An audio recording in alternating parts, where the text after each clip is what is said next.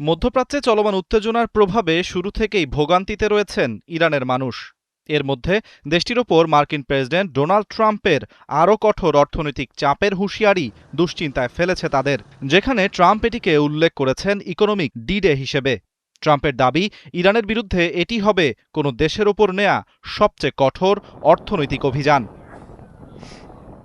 ইরানের বাসিন্দারা জানান, আগে থেকেই মার্কিন নিষেধাজ্ঞা ও অর্থনৈতিক অবরোধের প্রভাবে তাদের জীবনযাত্রার ব্যয় বেড়েছে। নিত্য প্রয়োজনীয় পণ্যের দাম দ্রুত বাড়ায় আয় ব্যয়ের হিসেব মেলাতে হিমশিম খাচ্ছে লাখো পরিবার। এর মধ্যে নতুন করে মার্কিন চাপ বাড়ালে জীবনযাপনে আরও বেগ পেতে হবে তাদের। নিষেধাজ্ঞার প্রভাব বেশ ভালোভাবেই লক্ষ্য করা যাচ্ছে। আমাদের উপার্জন করাটাই খুব কঠিন। আয় অনুযায়ী জীবন চালানোর চেষ্টা করি, কিন্তু এখন তা আর যথেষ্ট নয়। আমরা জানি না এর শেষ কোথায়।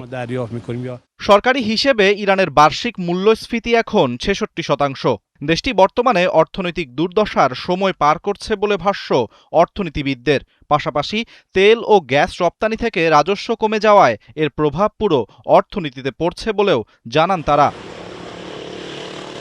অর্থাৎ একদিকে বাড়তি মূল্যস্ফীতিতে এরই মধ্যে চাপে রয়েছে ইরানের অর্থনীতি, অন্যদিকে সামনে আসছে আরও কঠোর মার্কিন নিষেধাজ্ঞা। শেষ পর্যন্ত সেই চাপ গিয়ে পড়বে সাধারণ মানুষেরই ওপর। কিন্তু সেই চাপ ইরান সরকার কিভাবে সামাল দেয়, সেটাই এখন দেখার বিষয়।